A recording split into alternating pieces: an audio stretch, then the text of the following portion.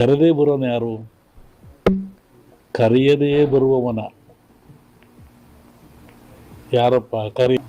ಯಾವಾಗ ನಮ್ಮಲ್ಲಿ ಬಂಡವಾಳ ಕಮ್ಮಿ ಆಗುತ್ತೆ ತಕ್ಷಣ ಬರೋದೇ ಕೋಪ, ಸಡನ್ ಕೋಪ ಬಂದ್ಬಿಡುತ್ತೆ. ಕರೆಯದೇ ಬರುವವನ, ಬರೆಯದೇ ಓದುವನ. ಬರೆಯದೇ ಇಲ್ಲ, ಅವನು ಓದ್ತಾನೇ ಇರ್ತಾನೆ.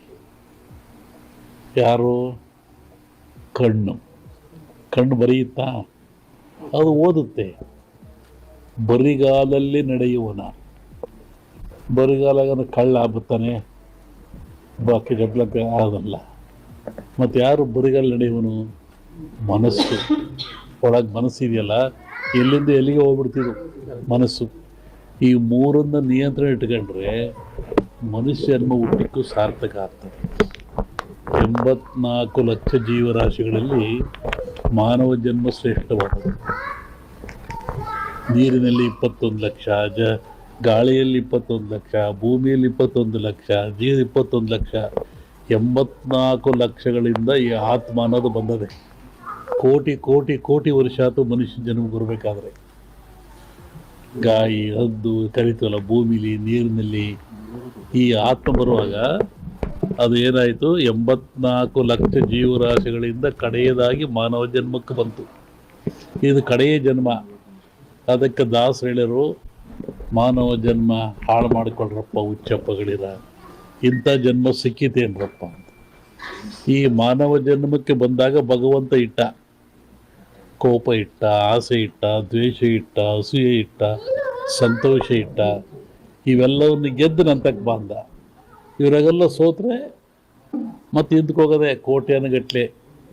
ಹಾಗಾಗಿ ಮನುಷ್ಯ ಜನ್ಮ ದೊಡ್ಡದು. ಈ ಜನ್ಮ ನಾವಿದ್ದಾಗ ಅರಿಷಡ್ಗಳನ್ನು ಗೆಲ್ಲಬೇಕು. ಇವತ್ತು ನೋಡ್ತಾ ಇದ್ದಾರೆ ಗಲಾಟೆಗಳು, ದೊಂಬಿಗಳು, ಅವೇನೋ ಟಿ ವಿ ನೋಡೋಕ್ಕೆ ಆಗೋದಿಲ್ಲ.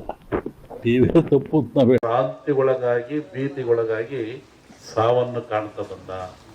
ಇದಕ್ಕೆ ಇವತ್ತು ಮದ್ದು ಸಿಕ್ಕಿಲ್ಲ. ವ್ಯಾಕ್ಸಿನೇಷನ್ ಅಂತ ಕೊಡ್ತಾರೆ, ಮತ್ತು ಅದು ಹೇಳ್ತಾ ಇದ್ದಾರೆ, ಇದಕ್ಕೆ ಮದ್ದು ಸಿಕ್ಕಿಲ್ಲ. ಮದ್ದು ಸಿಕ್ಕ ಅವಶ್ಯಕತೆಯೂ ಇಲ್ಲ. ಸ್ವಚ್ಛತೆಯನ್ನು ಕಾಪಾಡಿಕೊಳ್ಳಿ. ಮನೆಯಲ್ಲಿ ಸ್ವಚ್ಛತೆ, ಮನೆ ಕ್ಲೀನಾಗಿರಬೇಕು. ನೋಡ್ರಿ, ಹಬ್ಬ ಬಂದರೆ ಸುಣ್ಣ ಹೊಡಿತಾ ಇದ್ರು, ವಾರ ವಾರ ನೆಲ ಸಾರಿಸ್ತಾ ಇದ್ರು, ಮನೆ ಸಾರಿಸ್ತಾ ಇದ್ರು. ಇವತ್ತು ಏನಿಲ್ಲ, ಹಂಗೆ ಕ್ಲೀನ್ ಮಾಡಿಬಿಡ್ತಾರೆ, ಫ್ಯಾನ್ ಹಾಕಿ ಗಾಳಿ ಉರಿಸಿಬಿಡ್ತಾರೆ. ಇಂಥ ವ್ಯವಸ್ಥೆ ಬಂದಿರೋದ್ರಿಂದ ಕ್ರಿಮಿಕೀಟಗಳು ಮನೆಯಲ್ಲಿ ಆವರಿಸಿದು, ಮನಸ್ಸಿನಲ್ಲಿ ಆವರಿಸಿದು, ಶರೀರದಲ್ಲಿ ಸೇರಿದು. ಇದಕ್ಕೆ ಬಹಳ ಚಿಂತನೆ ಮಾಡ್ಬೇಕು ಇವತ್ತೆಲ್ಲರೂ. ಇನ್ನೊಂದು ರೂಪ ತಗೊಳುತ್ತೆ, ಇದು ಗಾಳಿ ರೂಪಕ್ಕೆ ಬರುತ್ತೆ ಮುಂದೆ. ನಿನ್ನೆ ಹೇಳಿದ್ದೀನಿ ನಾನು, ಇದು ಗಾಳಿ ಮಾಧ್ಯಮವಾದರೂ ತೂಕವಾಗಿದೆ. ಮುಂದೆ ಬರುವಂಥದ್ದು ಗಾಳಿ ರೂಪವನ್ನು ತಗೊಳುತ್ತೆ. ಯಾಕೆ? ನನ್ನ ಹತ್ರ ಕೇಳಿರಲ್ಲ. ನಿನ್ನೆ ಒಂದು ಖಾಸಗಿ ಕಾರ್ಯಕ್ರಮದಲ್ಲಿ ಬೆಂಗಳೂರಿನಲ್ಲಿ ಸಿದ್ದರಾಮಯ್ಯ ನಾವು ಮಾತಾಡ್ತಾ ಇದ್ವಿ. ಅವ್ರು ಹೇಳಿದರು, ನನಗೂ ಕೊರೋನಾ ಹೋಗ್ಬಿಡುತ್ತೆ ಗುರುಗಳೇ, ನಿಮ್ಮ ಟಿ ವಿ ನೋಡಿದೆ ಇನ್ನೂ 3 ವರ್ಷ ಹೋಗಲ್ಲ ಅಂತೀರಾ, ಹೆಂಗೆ ಮಾಡೋಣ ಅಂತ ಹೀಗೆ ತಮಾಷೆ ಮಾಡ್ತಾ ಕೂತಿದ್ವಿ.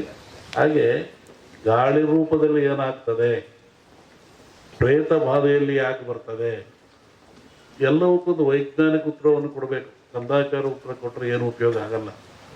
ಈ ನಮ್ಮಲ್ಲಿ ಸತ್ತವ್ರಿಗೆ ಏನು ಮಾಡ್ತೀರಿ? ಸಮಾಧಿ ಅಂತೀರ.